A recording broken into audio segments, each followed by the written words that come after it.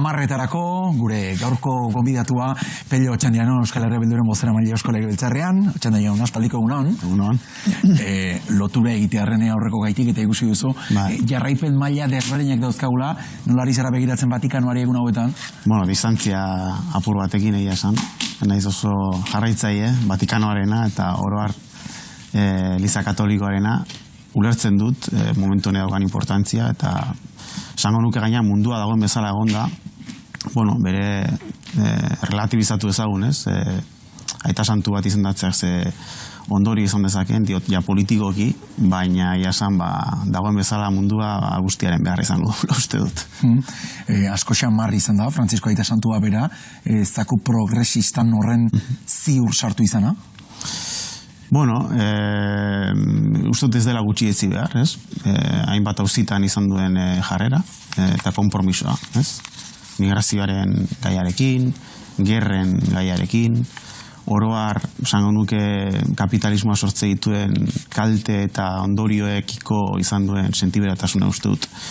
Azpimagarria izan dela, beste auzi batzuk egon dira, non argiki motz geditu den, ez? Eta segurazki, Eliza Katolikoak momentu honetan izan beharko lukena, baina askoz ere jarrera epelagoa izan duen, ez? Baina, esan dago, ez? Mundua dagoen bezala egonda, uste dute guztiaren beharra daukagula, momentu honetan. Gaur, astebete da, pasaren asteko itzalaldi erraldoi horretatik, asteburuan CIS flash moduko inkesta bat egin du, 160 uste du informazio, falta egontzela ardura hori Espainiako gobernuari leporatzen dio kasunetan gainera CISek. Ala uste duzuzuk, informazio falta hori egontzela? Nik uste dute zurrak izan margaela. Komplexua da, gaia. Arazo teknikoak egon diela, nik uste dute bestelako teoriak, ez? Eraso baten aukera eta deskartatuta, orain tokatzen dena dela ondo aztertzea hor egon den arazo tekniko hori zer den, ez? Segurazki faktore bat baino gehiago egon dira eta konkatenazio bat egon da faktore ezberdinena, oso ezoikoa, ez? Lehen aldia da sistema iberikoan alako zerbait gertatzen dela, alako ondorioekin, nik uste dut zurak izan garela. Eta ongo dela denbora, behin datu guztia mai gainean eta ondo aztertuta teknikoki zer gertatu den, ikusteko zer den, konpondu behar dena, eta ardurak non dauden, ez? Baina nik uste dut zurrak izan garela. Badagoela tentazio bat, leku ezberdinetatik, ardurak kokatzeko, fokalizatzeko, eta beti ere hasierako erreakzio egiten egon dira intenzionalari politiko batzuk tartan, ez? Batzuk energia berriztagarri leporatu diete, gehiagizko nolabait energia berriztagarrien presentziari, sistema elektrikoan, beste batzuek energia nukleararen ezinbestekotasuna jarri dute mai gainean, uste dut goizegi dela eta zurrak izan badela. Fokua gurean jarrita, ze utzi du agerian, itzalaldi horrek? Utzi duena agerian da zeinen zaurgarria garen, oroar, gizarte gisa, ze dependentzia daukagun sistema elektrikoarekiko, eta geroz eta gehiago izango hori horrela, ze transizio energetiko batean gaude, eta transizio energetiko horren oinarria da, igarotzen ari garela, fosiak oinarrian dituen matriz energetiko batetik, sistema elektriko batera, eta gure ustez, egunean berriztagarria izan beharen sistema elektriko batera, ez? Horrek izan nahi duena da, dependentzia erabateko izango dela energia elektrikoarekiko, ez? Hori horrela da, eta ikusi dugu, beste kasu batzutan ikusi dugu bezala iraganean, pandemiaen kasuan, ziurtzat emate ditugun gauzak, momentu batetik bestera erortzen direna zein zaugarri garen gizarte gisa. Eta gero bestetik, nik uste dut ere argi gelditu dela, edo gaiak eta momentuak ematen duela horretarako aukera parada, herri gisa ere zeinen zaugarria garen, dependentzia energetiko izugarria daukagulako, bertan, kasuntan, 3 herrialdetan, adibidez, Nafarroan egoera beste bada, ez? Baina 3 herrialdeotan, ekoizten dugu gure baliabide propioekin, berriztagarriekin, soilik konsumitzen dugun energia elektrikoaren 6 inguru, hori oso gutxi da, eta beraz, transizio energetiko hontan, uste dut, heltzen dela oso berandu eta etxeko lanak egin gabe. Begira, transizio hori buruz egitu galdetuko dizut, kudeaketari buruz beste bat, Euskadik beste erkidego batzuek ez bezala, ardurak bere gain hartu zituelako, labiren bitartez kudeatu zen hori, eta egia esan, Euskadin apenas igarri izan zen, ez da bat udalerri eta hiritan kostazitzaien energia hori berreskuratzea, baina oroar behintzat kudeatu beharrekoa etzen horren egoera larria izan. Zuzen jo zenuen, nola bildu ziren, ze baliabide jarri ziren hor? Guk jarraipena egin genion, labiari, lehendakariarekin beraekin hitz egin duenik, berak deituta, eta nik uste dut oro har krisiaren kudeaketa hemendik ona izan dela, ez. ez da erabakigarria izan hemen egin den kudeaketa. Azkenean, demostratu dena bai bada, sistema elektriko iberikoak izan duen gaitasuna erreakzionatzeko. Hau da, itzaraldi orokor batetik oso ordu gutxitan berreskuratu da argia, ez? Eta, bai demostratzen dena da, arazo teknikoak badaudela, transiziontan, ez? Sistema elektrikoa eraldatu egin behar dela, inbertsioak behar direla, baina oroar nahiko sendoa dela sistema elektriko iberikoa. Begira, itzaldiak ere balio izan digulako eta analisi egiten ari zinen, energia berriztagarri dagokinez, non gauden jakiteko eta gogoratzeko helburuak ere zeintzuk diren. 2030erako horreko legealdian onartutako trantsizio energetikoaren legeak helburua 2022an kokatzen duelako, 5 urte barrurako ezinezkoa enuke esan nahi.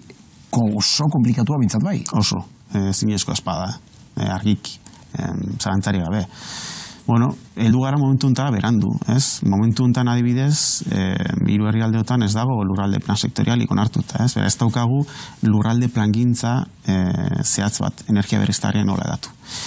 Energia berriztagarrien ezaugarritakoa bada, orain artez bezala gure konsumo energetikoa gure gain hartu behar ditugula neurri baten, eta horrek inpaktu badauka territorioan.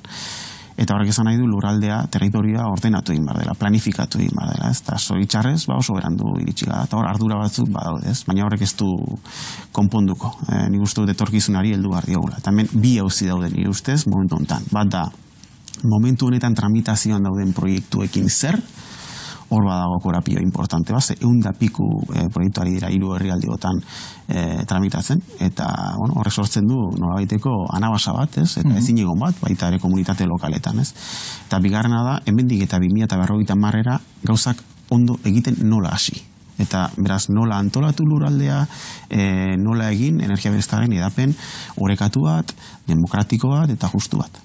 Eta nola baretu komunitatearen ezin egon hori, kontuan hartuta etengabe badaukagula sensazioa komunitate txikiek baldin badira ere halako proiektuen kontra sekulako indarra hartu dezaketela, kopuruan gehiegi ez baldin badira ere, eta inpaktu hori ikusten dugulako edozein lekutan dagoela.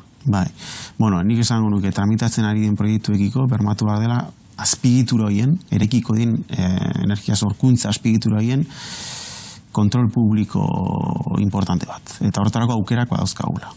Sailburuak bera, Mikel Jauregi sailburuak esan zuen oso proiektu gutxi pasatuko dira. Tramitatzen ari den 100 piku ditatik 110 inguru. Hori dela bere kalkulua, ez?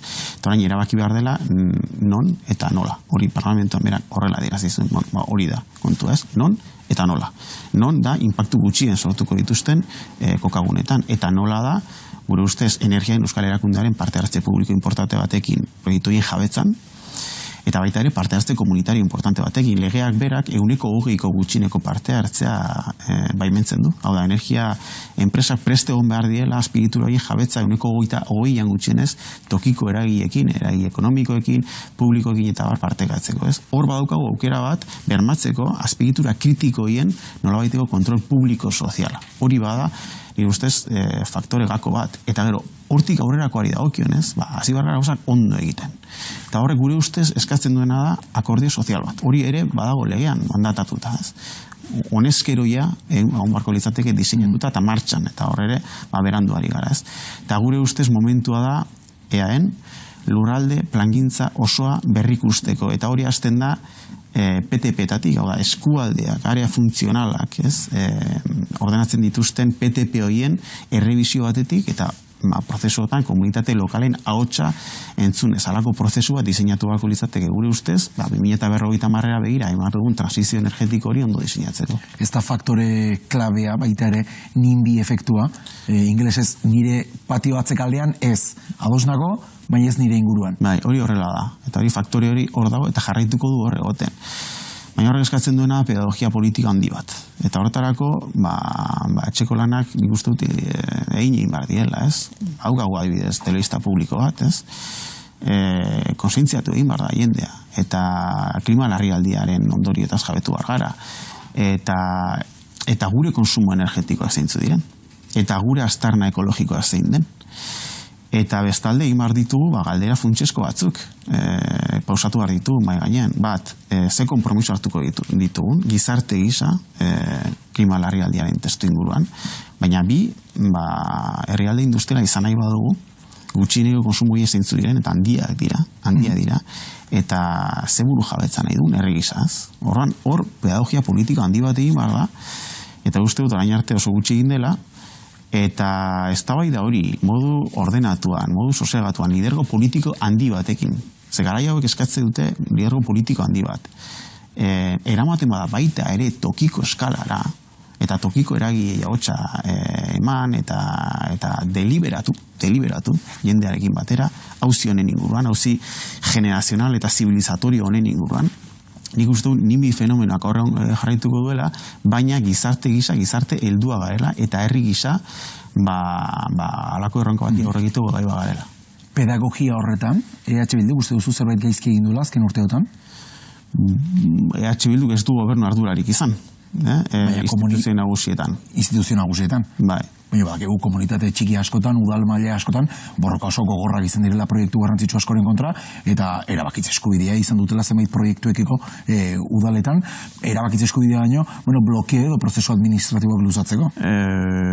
Blokeatu nekez egin daiteke, ez pasara bauzi judizial baten sartzen, eta ondorio penalak jaso. Hau da, idazkari baten informa daukazunean, idazkari horren kontra egiteko, gauzak oso garbi izan badituz, eta oroar, EH Bilduko udalek ez dute idazkari municipalen kriterio juridikoaren kontra egiten. Beraz, hemen hauzia ez daiteke udaletan jarri, ari gara transizio energetikoaz, azpigitura hau dira herri ikuspegikoak, edo estatu ikuspegiko azpigitura dira. Ezin daiteke fokoa udaletan jarri, ez baita hogate kompetentziarik, ez eta gaitasunik. Pedagogia, bai. Ez da udaletatek ere egin daiteke pedagogia. Bai, egin daiteke, eta nik uste dut egiten ari garela aukera daukagun lekuetan. Nik uste dut hainbat prozesu izan direla, eta saiatu garela, gure baliabidekin halako pedagogia hori egiten. Urrengo hilabetetan jarraituko dugu. Eta, jakina denez, ari gara barne prozesua garatzen, horren emaitzak izango dira aurki, eta hortik aurrera, saiatuko gara, aukera daukagun lekuetan, eta halako proiektu dauden lekuetan, nolabait eztabaida gizarteratzen, eta tokiko eragiekin batera, deliberatzen eskualdoien etorkizun energetikoa zein izan bar den, eta zer gauden prest gure gainartzen. Gai delikatibo bat buruz ere galdetu nahi dizut, aktualitatean izan duguna, Fagorreko jasangarritasun arduraduna den Aritz Otxandianok bere familiaren etxean jasan zuen erasoari buruz, zure anaiare badena, nik uste garrantzitsua hori aipatzea baino lehen lerrora ekartzeare ez dela, baina bai galdetu nahi nizunia eraso hori zuk nola bizi izan duzun eta ondorengo egunak ere nolakoak izan diren zuretzat? Esan bezala ez, anaia dudanez, hasieran kezka puntu batekin ere ez, batez ere eraso horren atzen zer zegoen, motivazio politikoa zintzen, hori argitu denez geroztik, nik ustut lasaitasun puntu batekin, jakin da, erasoaren larritasuna ere zein den, baina gutxietsi gabe, inola ere, baina bere neurrian kokatuz, Aritzek berak esplikatu du, publikoki nola bizi duen, honek badauka zerikusia izketa gai dugun eztabaida honekin, eta nola, gai izan bargaren eztabaida zaiak egiteko, Niri dagokidan ez, eta bere anaia naizen neurrian, baina aldi beran daukadan ardura politikotik, nik esango nuke tokatuko zaigula eztabaida zaiak egitea, komplejoak egitea. Baina eztabaida hori heldu bat zaiela adarretatik, eta gure ardura hori dela. Eta hemen gaude eztabaida zaiak egiteko. Eta ardura hori gure gain hartuko du ondori guztiekin. Eta konturatu gabe nuklearren gaia berriz ere lerrora. Gogon daukagulako nola adostu zen Espainian indarrean dituzten zentral horiek pixkanaka izten joatea, 2025 zegoen data bezala jarrita, eta aste honetan engoen bozketan Alderdi Popularrak baldintza bezala eramango du, Trumpek mugazergei aurre egiteko txoke plan horretan bertan. Uste duzu Alderdi Sozialista sartu daitekela zulo horretan? Baliteke, ikusiko dugu, baina nuklearren debatea bueltan da. Eta tokatuzko zaigu hori ere, Energia berriztagarrien inguruko debatek hori ere badauka, hemen alternatiba jarri behar dira mahai gainean, Nik uste dut herri honek borrokatu duela historikoki energia nuklearraren kontra, ondoren baita ere energia fosilien kontra, Frackingaren autuaren kontrako mobilizazio sozial eta politika handiak egon dira, ez? Momentu zehatzuntara iritsi gara, momentu historiko batera, non klima larrialdean gauden, eta energia fosiak albote utzi behar ditugun, eta gure ustez hor autua energia berriztagarrien aldekoa da. Baina, transizioa euskan zailtasunen aurrean, geroz da ahots gehiago ari dira planteatzen energia nuklearraren aukera. Gure ustez hau ez da aukera bat, eta transizioa da ehun berriztagarria den matrize energetiko baten azko transizioa da. Horrek esan nahi duen guztiarekin, eta argi izan da hori dela transformazio historiko bat. Eta horrek beste dakarrela, sistema elektrikoen aldaketan handi bat, descentralizazio handi bat, eta bar, ez? Baina, gure ustez, ez dago beste aukerarik hori da bidea. Nuklearrena zedarriak forok aipatu zuen, armen sektorearekin batera, sektore estrategikotzat jo zuena, Europa berrarmatzearen gaiak berriz ere debate hau edo gai hau lehen lerrora ekarri du. Datu eguneratu ere badaukagu, 750 milioi euro fakturatzen dituela armen sektoreak Euskadin. Enpresek aukera bat ikusten dute, eta erakundeetatik ere Mikel Torres sailburuak argi eta garbi esan zuen, aukera horri ezin zaiola bizkarra eman gure industriari dagokionez. Gu ez daude ados horrekin. Eta, reflexio bat izan daiteke, ez? Azkenengo 25 urtetan, Europako eliteek, establishmentak, berdin defendatu ditu politika neoliberalak, austeritate politikak, berdin nolabait paktu berde edo itun berdetik eratortzen zen keynesianismo berde moduko bat, eta orain, industria militarrean antza oinarritzen den bestelako keynesianismo eredu bat, ez? Ezin daiteke gauza bat eta kontrakoa defendatu eta alako norabide aldaketak planteatu, ez. Industria militarra izan daitekeela balio ekonomikoa eta aberastasuna sortzeko bidea, hori ukaezina da, edo zer produzitzen dela ere, horrek aberastasuna sortzen du, ez. Baina galdera da, momentu historiko hontan, dauzkagun gizarte erronken aurrean, zein den autua eta alternatiba badaude, auski. Orain arte, erdigunean egon dena izuzen izan da, transformazio bat, sozioproduktiboa, klima aldaketa eta transizio ekologiko oinarri hartuta, eta horrek irekitzen zituen aukerak, ez?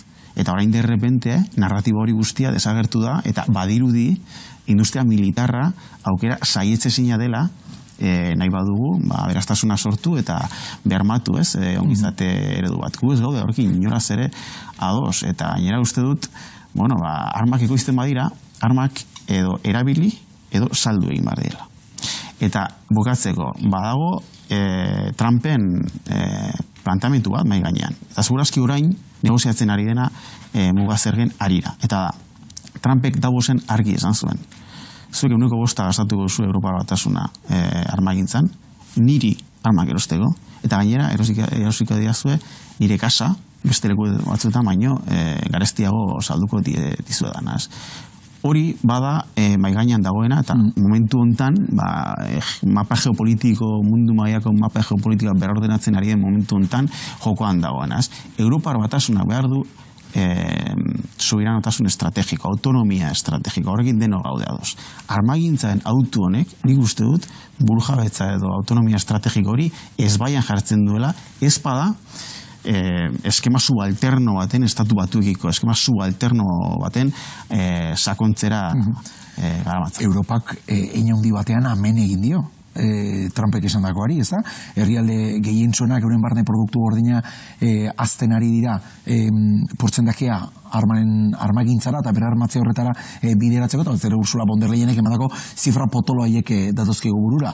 Nik ezakite Donald Trumpek iragarritako mugazerga hori eta azkenen irrealitatetik zenbat izango duten edo ze puntutaraino ikusten duzun testuingurua komplikatu izan daitekela Euskadin enpleguari dagokionez, erosalmenari dagokionez, ikusita askotan esandakoari 180 graduko bira ematen diola, ez da, estatu batuetako presidenteak. Bai, ez da oso, ez da bat ere previsiblea, bera, personajea.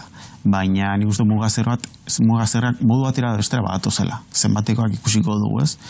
Baina zerbait etorriko dela. Badakigu badagoela autu bat, eta autu hori ez da azalekoa, ez da improvisatua, ez? Lehenagotik baitator autu hori, ez? Oso dago estatu batak establishmenta berak egin duen hausnarketa bat, mundu aldatu da, guia ez gara potentzia ekonomiko bakarra, inundik inora, lehiakide bat daukagu, eta horri aurre egin zaio, orain arte egin ez den beste modu batean, ez? Eta horrek esan nahi du gauza asko. Baita tartean protekzionismo handiago bat, eta saiakera bat, estatu batuen nagusitasun ekonomiko hori gaientzeko edozein modutan. Eta beraz, nik uste dut, orain negoziazio batean gaudela, ez dakigu negoziazio bai hortan zehazki zer dagoen, baina bukaeran, nola baiteko mugazera batzuk etorriko diela. Segurazki iragarri dena, baina askoz basuagoak, baina... Eta horrik kolpe, dimentsio bereko kolpearekin erantzun behartzaila uste duzu? Naiz zausartzen esaten ez, nola erantzun behar zen ikusi beharko da, eta lasai aztertu ez, baina gako bat ni ustez bada, eta gu Europarra gara, eta gure ekonomia eta gure industria guztiz txertatua dago Europako ekonomian, Europak behar duela proiektu politikoak gaur egun ez daukana. Eta ulertu behar du mundu aldatu dela, orain arte oso estatu batu nabaroan, altzoan egonda, itzalpean, eta onartu du sumisio eskema bat, ze gertatu zen Nord Streamek, hori, galdera hori, mai gainean dago, eta inork ez dio hori argi erantzute, baina hau ez da berria, Trumpek eramandu beste dimentsio batera eta beste leku batera auto hori, baina auto hau atzeti dator. Horren aurrean, Europak ulertu behar du mundu berri hau, ulertu behar du beste realitate batzu daudela, Txina hor dago, baina baita Errusia ere, baita herrialde emergenteak, eta leku bat egin behar du. Oso txikia da, mapa geopolitiko honetan, militarki, teknologikoki, populazio aldetik eta bar, baina, jarraitzen du izaten munduko hirugarren ekonomia. Inteligenteki jokatuz, inteligentzia politikoarekin, diplomatikoarekin, ez hainbeste armen aldeko autu batekin, nik uste dut, eman den erreakzio hori oso irrazionala izan dela, ez? Defensa, eta orain daukagu mehatxo handiena Errusiaren inbasio bat Europa batasun. Ez dut uste hori oso erreala denik, hori irrazionalizatu egin behar da. Aitzitik, Europar batasuna behar du proiektu sendo bat, eta behar du inteligentzia diplomatiko eta politikoa kokatzeko mundu berrian, eta. Gertuxiago, estatutu berriari buruz ere, kanpotik publikoki ezkara mugimendu handiegirik iguste, baina adierazpen desberdinak entzun da, badirudi zerbait behintzat galtzen edo modu askoz ere diskretuagoan gertatzen ari dela. Mertxe izpua, pasaren ostialean Radio Euskadin entzun genuen esaten, sekula baino hobeto dagoela gai hori. Nola hartu behar du esaldi hori herriak? Lasaitasunarekin, ez? Uste dut diskrezio importantea dela. Ez gauzak modu sekretuan egin behar dielako, ez? Baina, alako eztabaida batek, eta kontutan izan dezagun, hamarka da almatzogula, ez? Ontaz eztabaidatzen, baina urruna hojan gabe, gutxienez Ibarretxe lehendakariaren estatutu proiektutik onantza, ondira saiakera ezberdin asko, ez dienak burutu, era askotako saiakera, parlamentuan prozesu ponentziak, eztabaida publikoak, loiolako elkarrezketak, era askotako prozesuak egon dira, eta momentu hontan denok argi baldin badaukagu aukera lehio baten aurrean gaudela. Espainian daukagun egoera politika aprobetxatu egin behar dela, Sánchezen gobernu aldi hau, eta nolabait esperientzia badaukagula, elkar ezagutzen garela, eta benetan nahi dugula jauzi bat, eta eztabaida hau bururaino eraman, inditzen gauzak ondo, eta horrek segurazki eskatzen duena da, lan asko eta zarata gutxi. Asumitu behar dala ere, ekuazio horretan Euskadiko alderdi sozialista egoteak gauza batzuk poltsikoan ustea ekarriko duela, paperian sartu gabe, edo hemen esaten den bezala guztiarekin. Mai gainean dena egon behar da, ez? Nazio aitortza... Mai gainean bai, paperian ere bai. Paperera eraman behar dira, gauza bai guztiak, eta gero eztabaidatu behar da, zein den formulazio zehatza, ez? Eta nazio aitortza inguruan ikuste dute ados jarraitezkeela, ez? Erabakitzeko eskubideak behar du formulazio bat, paperetan, ze botere maila eskuratu behar ditugun, ze kompetentzia berri, hor badago eztabaida argi bat, eta nik uste dut deno gaudela ados, besteak beste oso argi ikusi delako, bai, lanbiharte gutxieneko soldatarekin, bai, auzi energetikoarekin, bestelako gai batzuekin, ez? Atzerriko titulazio homologatzeko, ez? Daukagun premiarekin, burujabetza ez dela auzi identitario bat. Bezik eta 21. mendeko erronkei aurre egiteko ezinbesteko tresna bat, besteak beste, ere bai, ez? Nik uste dut deno gaudela ados blindaje edo berme gehiago behar ditugula, ez? Autogobernu hau, dagoela lastatua, dagoela erosinatua, dagoela kamustua, ez? eta, bueno, aldagai hori guztia mai gainean daude, eta orain asmatu behar duguna, tradizio politiko desberdinak, ez? Eta ikuspegi politiko desberdinak euskagula aintzat hartuta, nola, aiztegan sintesi batera. Eta ondoren, Madrilen ibilbidea izan dezan, ikusten duzu beharrezkoa bada espada PSOE-eri gogoratzea, gogoratu gure botoei esker atera ditzakezula, datorren urteko kontuak, edo hori gogoratu egin behar zaio, alderdi sozialistari? Gogoratzeko moduak eta moduak daude, ez? Eta egunero telebistan egotea eta modu hortan, ez? Jokatze ez dut uste inteligentean, hemen deno dakigo zeintzuen jokarauak, ez? Eta gainera badaude legintzaldia babiatzeko konpromiso batzuk eta akordio batzuk ere sinatuta, ez? Beraz, bueno, deno gara kostiente non gauden eta konpromiso hori zeintzu diren, egin behar dena da, berriro errepikatuko dut, zarata gutxi eta lan asko. Por cierto, Aitor Esteban Euskal Alderdi Jeltzalearen buruzagitzara iritsi berri, aldaketarik edo igarri duzu, Aldaketak, personak aldatzen direnean, aldaketak gertatzen dira, ez? Nik uste dute politika gintzan, bizitzaren beste dozein esparrutan bezala, harman personalak importantea direla, ez? Bueno, hain arte egon dira harman personal batzu nahiko, esango nuke, engrasatuta, personak ezagutzen zirelako, eta gauzak errazten ditu beti ere, ez? Orain, jende berria etorri da, eta, bueno, harman batzuk zerotik hasi behar dira, ez? Bueno, hori, esango nuke, ez? Bestelakoan, ikusiko dugu, goizegi da, ez dut aurre ikusten alako aldaketan dirik, ez? EAJaren hildo politikoan gutxinez gai jakin batzukiko. Zehazki estatus politikoarekiko. Begira, eta estatus politikoarekin datari buruz ere galdetu nien dizu, ni aurre ikuspen hori mantentzen den 2025-erako behintzat urte honetan, zerbait itxita edo ez denbora kontuak ere ez diren apuro gehiagi sortzen dizueten zerbait? Bueno, kasu honetan, bai, esango nuke, denborak dira, esan nahi dute, 2000 askoz jota urrengo hauteskunde espainolak izango dira, eta 27ko maiatza inguru hortan, ez? Hola, aurre ikusten dira. Badakigu, hauteskundeen data hori hurbiltzen joan ala, gauzak zaildu egiten direla, ez? Beraz, 2025 urte erabakigarria da. 2025an gertatzen denak, segurazki determinatuko du nauzia, nik esango nuke. Beti ere, malgutasunez jokatu ezagun, baina politika gintzan, denborak denbora dira, noski. Bakizu askotan datak esateak eta ze arrisku daukan ondoren hemerotekak zenbat gustatzen zaizkigun. Mila txandian, eskerrik asko gurekin izateagatik. Vale, mi esker zuei. Eguneko lerroburuekin goaz, irati.